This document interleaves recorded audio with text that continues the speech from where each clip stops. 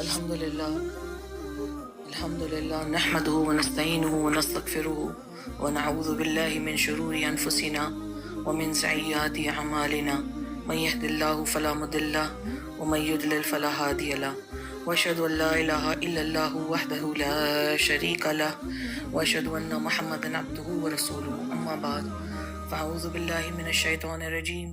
بسم الله الرحمن الرحیم. یا عباد الناس، اللہ تعالیٰ اپنے قرآن مجید فرقان حمید میں سورہ ہجر آیت نمبر 56 میں فرماتے ہیں بسم اللہ الرحمن الرحیم قال ومن يقنط من رحمت ربه الا الضالون. صدق اللہ مولانا العظیم و صدق رسول النبی الکریم. یہ جو سورہ کی آیت میں نے ابھی تلاوت کی آپ لوگوں کے سامنے، یہ ابراہیم علیہ السلام نے یہ آیت پڑھی تھی جب فرشتے ان کے پاس آئے تھے ان کو بتانے کے لیے کہ ان کو اولاد ہوگی، اور جبکہ آپ بہت زیادہ ضعیف عمر کے تھے، تو انہوں نے یہ آیت فرمائی کہ اللہ کی رحمت سے کون غافل ہو سکتا ہے علاوہ کہ وہ جو بھٹکے ہوئے ہیں، جو غلط راستے پر ہیں. یہ آیت مبارکہ میرے لیے بہت معنی رکھتی ہے کیونکہ مجھے یاد ہے میں ہوں طالب علم اور انشاءاللہ زندگی بھر طالب علم ہی رہوں گی، لیکن مجھے یاد ہے جب میں شروع میں قرآن اور اس کی تفاسیر پڑھا کرتی تھی اور حدیث مبارکہ مطالعہ کرتی تھی، مجھے ایک بات یاد آ رہی ہے کہ جب حضرت عمر رضی اللہ تعالیٰ عنہ سے، جو ماشاءاللہ وہ ذہین تھے اور پڑھے لکھے تھے اس زمانے میں، تو کسی نے جب ان سے پوچھا کہ انہوں نے سورہ بقرہ یاد کرنے میں کتنا وقت لگایا، تو انہوں نے ایک لمبا عرصہ بھی وہ میرے ذہن سے نکل گیا ہے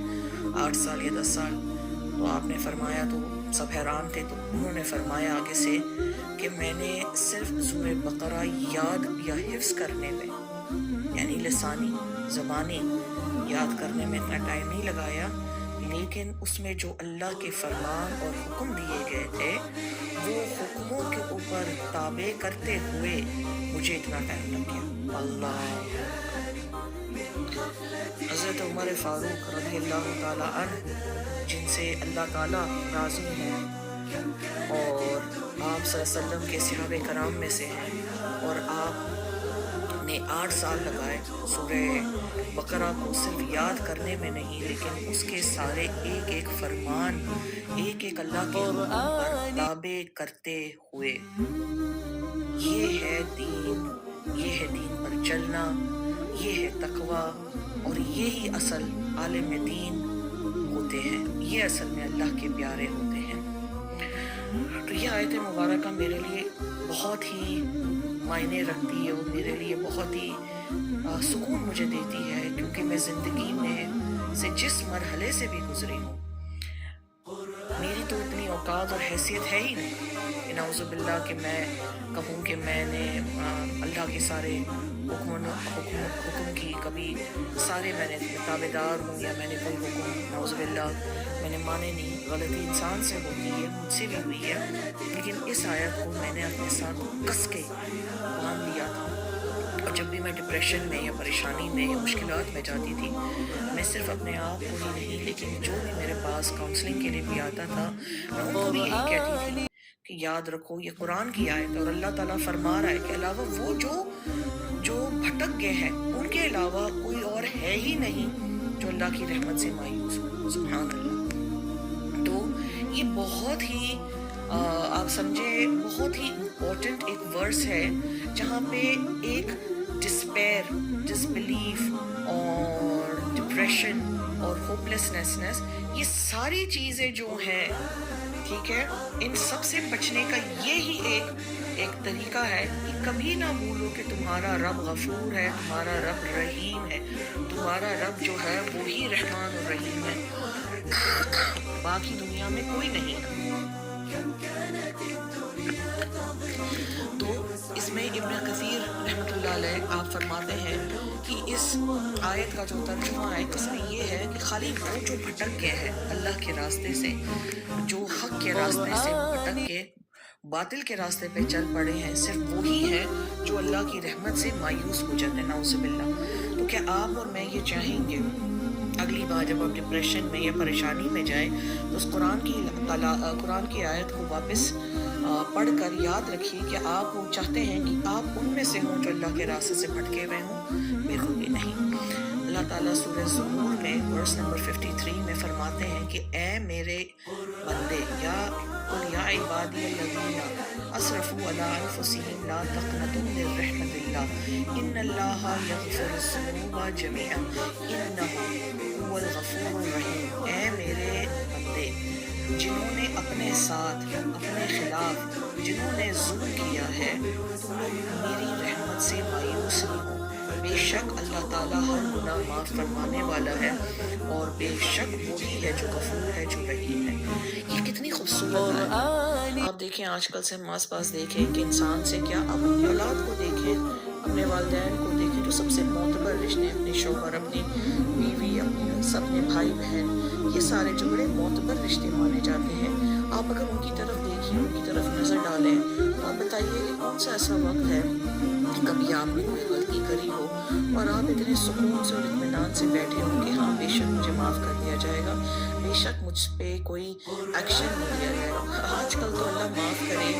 یہ باتوں کا چرچا ہوتا ہے، دعوتوں پہ کوئی بندہ جائے تو اچھا اس نے مجھے سلام پہلے نہیں کیا، میں کیوں سلام کروں، اور اس کے اوپر ہی جنگ اور فساد ہو جاتے ہیں، لڑائی جھگڑے ہوتے ہیں کہ میں فلاں آیا تھا، میں بڑا ہوں لیکن مجھے سلام نہیں کیا تو میں کیوں سلام کروں، وہ چھوٹا ہے۔ لیکن ہم انہی رشتوں کو معتبر مان کر، انہی رشتوں کے پیچھے بھاگ کر، انہی رشتوں کے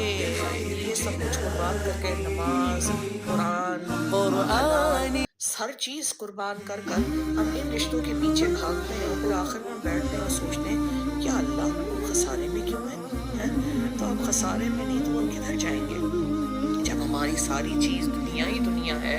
اور ہم لوگوں سے ہی توقع رکھتے ہیں، لوگوں پر ہی اعتبار کرتے ہیں؟ یہ لوگ ہیں جو آپ کی توقع سے نیچے گرتے ہیں، یہ لوگ ہی ہیں جو آپ کا اعتبار توڑتے ہیں۔ اللہ نے تو کبھی نعوذ باللہ ہمیں تو سوچ بھی نہیں سکتے۔ اللہ تو حق ہے، اللہ عدل ہے، اللہ غفور ہے، اللہ رحیم ہے، اللہ سب تمام سے زیادہ پیار کرنے والا ہے۔ تو اسی لیے یہ آیت مبارکہ آپ سب کو اپنے ساتھ باندھ لینا چاہیے اور اپنی اولاد کو بھی۔ کتنے ایسے کیسز ہیں جہاں پہ ڈپریشن میں لوگ سوسائڈ کر لیتے ہیں، ڈپریشن میں لوگ حرام کر لیتے ہیں، کچھ لوگوں کو جابس نہیں ملتی ہیں، ان کو یہ کہتے ہیں کہ آپ رشوت لو گے یا آپ ہماری یہ فائل پاس کرو گے تو ہم آپ کو جو ہے آپ کی پروموشن کروا دیں گے، یا آپ ایسا کرو گے یا کیا کیا نہیں کرتے۔ ارے یہاں تک کہ لوگ تو اپنے ماں باپ کو زہر دے کر مار دیتے ہیں صرف زمین جائیداد کے لیے۔ لوگ ایک دوسرے کے اوپر جادو تعویذ کرتے ہیں صرف زمین جائیداد کے لیے۔ مجھے بتائیے یہ جو 4 دیواری کا جو گھر ہے، چاہے وہ کتنا بھی عالیشان ہو، تاج محل سے بھی خوبصورت ہو، ٹھیک ہے، آخر کار اس کو چھوڑ کے جانا ہے یا فرعون کی طرح سب کچھ لے کر جانا ہے؟ آخر میں چاہے آپ کے پاس وہ بڑا محل ہو یا آپ کے پاس ایک چھوٹی سی جھوپڑی ہو، ان دونوں کی قبر ایک ہی ہوگی اور وہ ہے خاک۔ اس خاک میں جانا ہے۔ آپ اس ٹائم پر سلک کا کفن نہیں پہن سکتے، آپ کوئی برانڈڈ کفن جس کے اندر سونے اور ہیرے جڑے ہوئے ہیں وہ نہیں پہن سکتے ہیں۔ آپ اس ٹائم پر بھی سادہ کفن ہی پہن کر جائیں گے، جو ایک جھوپڑی میں رہنے والے کو نصیب ہوگا وہی آپ کو بھی نصیب ہوگا، وہی مجھے نصیب ہوگا۔ لیکن ہم اس کے باوجود دنیا میں اتنے ڈوبے ہوئے ہیں، اتنے پھنسے ہوئے ہیں کہ ہم مایوس اس بات پہ ہوتے ہیں کہ ہمیں دنیاوی چیز کیوں نہیں ملی، ٹھیک ہے۔ اللہ تعالیٰ قرآن میں سورہ طٰہٰ میں ورس نمبر 124 میں اللہ فرماتا ہے وَمَنْ أَعْرَضَ عَنْ ذِكْرِي فَإِنَّ اللَّهُ مَعِيشَةً ضَنْكًا، اور جو بھی میرے ذکر سے منہ پھیر لے اس کے لیے پریشانی کا زندگی جو ہے اس کی پریشانی میں ہو۔ اور ضروری نہیں ہے کہ یہ پریشانی جو ہے یہ صرف ظاہری طور پہ غربت ہو، ظاہری طور پہ بیماری ہو یا ظاہری طور پہ اولاد نہ ہونا ہو۔ نہیں، پریشانی کا مطلب یہ ہوتا ہے جب آپ اللہ سے دور ہو جاتے ہیں، جب آپ کے اندر ایک گھبراہٹ ہو رہا اور ایک عجیب سی خالی پن کی کیفیت آتی ہے، جب آپ گناہ جو ہے کھل کر کرتے ہیں۔ اب آپ دیکھیں، ایک ہوتا ہے جو بندہ گناہ چھپ کے کر رہا ہے، اس کے اندر ابھی بھی خوف خدا ہے، ٹھیک ہے، کہ اس کو ڈر ہے ہے کہ فلاں بندہ دیکھ لے گا، فلاں اللہ بھی ناراض، میں کھل کے نہیں کر رہا ہوں. اور کچھ لوگ ایسے ہوتے ہیں جو کھل کے گناہ کرتے ہیں، زنا کھل کے، قتل کھل کے، مار پیٹ کھل کر، ہر چیز کھل کر، چوری کھل کر، جھوٹ کھل کر، اور پھر اوپر سے جو ہے ان کو خوف خدا. یہ لوگ ہیں جن کے اوپر اصل میں یہ تکلیف آتی ہے، جو اللہ کے ذکر سے دور ہو جاتا ہے. اللہ کا ذکر صرف زبان سے، میں پھر بولتی ہوں، میں پھر بار بار ریپیٹ کر رہی ہوں کہ ذکر الہی، دین الہی صرف لسانی نہیں ہونا چاہیے، اعمالی بھی ہونا چاہیے. ٹھیک ہے؟ جو میں آپ کو ایک بات بتاتی ہوں کہ ایک بات جو نان مسلمز اکثر کہتے ہیں، اور آپ صلی اللہ علیہ وسلم نے اس کے اوپر بھی 1400 سال پہلے فرمایا ہے کہ آپ وہ ہوتے ہیں جو آپ کھاتے ہیں. اس لیے ہمیں حلال کا حکم دیا گیا ہے کہ ہم حلال کھائیں، کیونکہ ہم جو کھاتے ہیں ہم وہی ہو جاتے ہیں. اس لیے دیکھیں، ہمیں سور بھی جو ہے ہم پر کیوں حرام کیا گیا ہے؟ ہم پر سور اس لیے حرام کیا گیا ہے کیونکہ